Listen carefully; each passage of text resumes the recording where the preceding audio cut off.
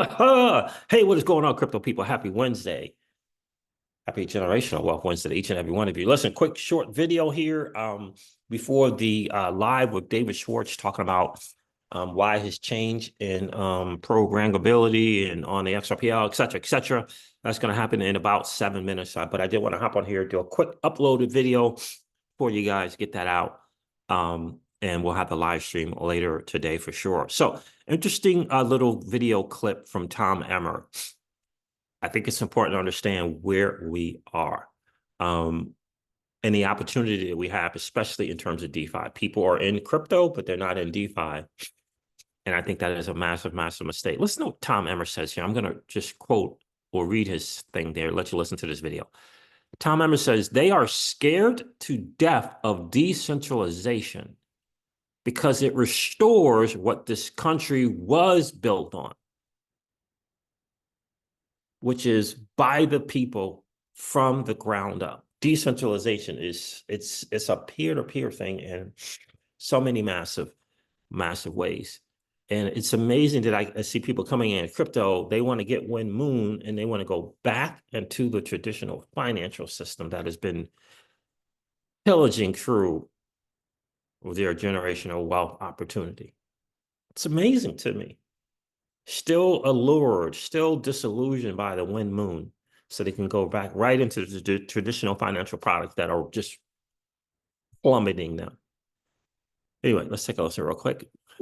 Elizabeth, they are scared to death.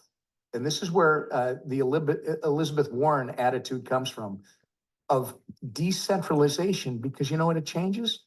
It restores what this country was built on, which is by the people from the ground up.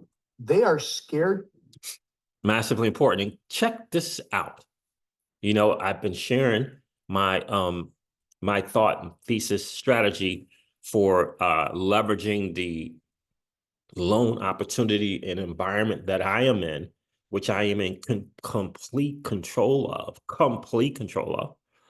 in so many ways, to borrow, to do a case study of borrowing $1,000 from that policy at 5%, all the different things that I'm able to do with it, et cetera, et cetera. I shared it with you guys on the channel and leverage the BTC 40 to 50% net year-over-year return, which includes the 70, 75% pullbacks, net 40 to 50%, right? Interesting to see this comment underneath this Tom Emmer video. This is the comment from this person called Meanwhile. Well, he's in insurance. Life insurance for those who want a tax-advantaged way to leverage their Bitcoin wealth and pass it to the next generation. Licensed and regulated. Interesting. I see the people following this person. Tony Edwards from Thinking Crypto, Austin Hilton, and Natalie Brunel. Interesting. All right. It says here, have a low time preference when it comes to Bitcoin? Question mark. The lowest time preference vehicle to HODL is a Bitcoin denominated whole life insurance policy. Protect, grow, use as collateral for tax-free loans, and pass on your Bitcoin stress-free to your loved ones when you're going. I just said, hey, I was just looking into that. I have a policy. Can you share more insights on that strategy? Anyway, we'll see if he does, but I'll keep that in mind. Interesting stuff. I want to cover this route, what is it? Nayib Bukele thing as well. He has put a video out. It is in Spanish, but he's talking about the independence, financial independence for the country and how they plan on making that work. Why don't I have it here now? Let me go through these real quick. Vet, DeFi Diddy, Tom Emmer. Here it is right here. Bank of America upgrades El Salvador's external debt to overweight as an IMF deal inches closer. Believes that the government has made significant progress. And this is coming from like an investor or Bank of America, thing. As the IMF deal inches closer. believes that the government has made significant progress on reaching an IMF agreement, which could boost long-term growth and reduce reliance on domestic financing. Bitcoin sticking point can be resolved without reforms that repeal the legal tender status.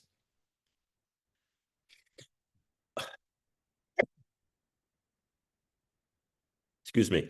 Softening the stance to BTC. True. United States elections irrelevant to the outcome. I want to see if I got Bukele here. I want you to just, I'm going to play this. It's going to be in Spanish, so I'm going to read it. It says here, new.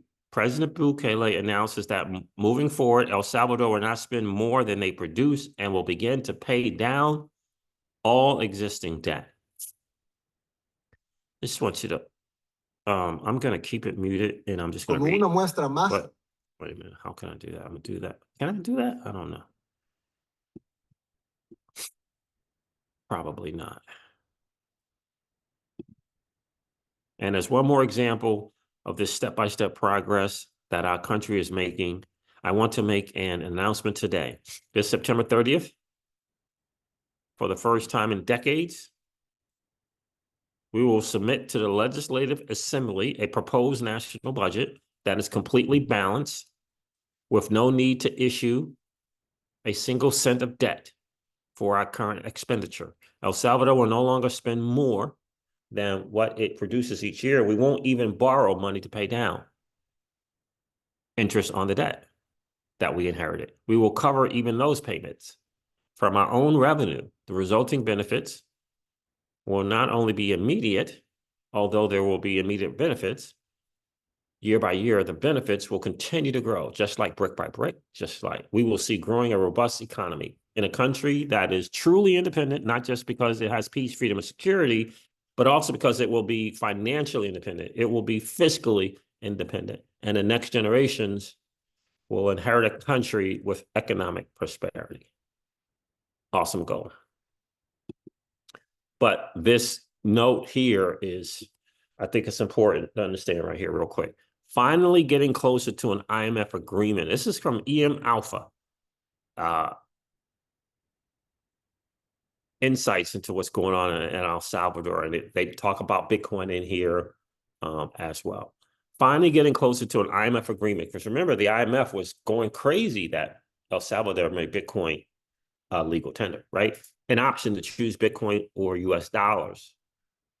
But it is Bitcoin. I think it was Bitcoin or US dollars. We upgrade our recommendation on El Salvador's external bonds to overweight from market weight. Following our investor trip to the country, we perceive that the government and the IMF are the closest that they have ever been to reaching a deal following years of regulations. Our on-the-ground discussion mostly mirrored the 6th August statement from the IMF that acknowledged progress and preliminary understanding of several issues. On Bitcoin's legal tender status, we perceive greater pragmatism from both sides to reach a compromise. To trade the view, we recommend El Salvador, blah, blah, blah, right? And what he's saying here is the legal tender status of Bitcoin has long-term the biggest impediment to a deal. In our view, we think it could be possible to satisfy IMF concerns about Bitcoin's risk through reforms that fall short of repealing its legal status. Supporting this view is a recent softening of Bukele's stance toward the Bitcoin project. In a recent Time magazine interview, Bukele acknowledged that Bitcoin hasn't had the widespread adoption that, quote unquote, we hope for. And that I'm not going to say it's the currency of the future. He also emphasized Bitcoin usage was voluntary, hinting at a possible change in the Bitcoin law clause that currently mandates that businesses accept it. So it's going to be interesting to see the little pivot, the little back and forth in this agreement between El Salvador and the IMF. But Bukele is, he's speaking and talking in a way that's important, fiscally independent, financial independent. And I think that is his main goal. And that independence is from the reliance from the IMF and from other nations. And I think that's pretty cool. So shout out to them for kind of, he can ease it. He can ease some things down. Maybe not make it mandatory, make it for businesses, but maybe, I don't know, make it an option for them as well. I don't know what it's going to look like, but they can kind of come together.